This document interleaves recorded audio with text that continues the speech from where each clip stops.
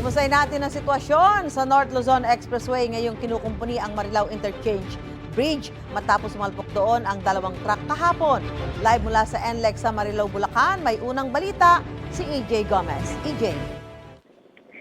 Susan, as of past 6 a.m., mabigat pa daloy ng trapiko dito sa NLEX northbound lane matapos tumama ang dalawang truck sa ilalim ng Marilao Interchange Bridge. Unang in-update ng NLEX management itong road crash na nangyari kaninang 5:45 a.m. Pansamantalang isinara ang lanes 2 and 3 nito. Passable naman ang lane 1 at 4. Nagbukas na rin ng zipper lane sa southbound lane ng NLEX para maibsan ang traffic. Patuloy ang repair work sa tulay ayon sa NLEX Corporation. Sarado rin, Susan, ang mismong Marilao Interchange Bridge.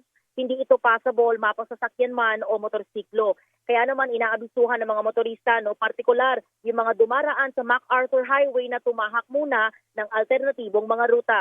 Yan muna ang latest mula rito sa Marilao, Bulacan. EJ Gomez para sa GMA Integrated News.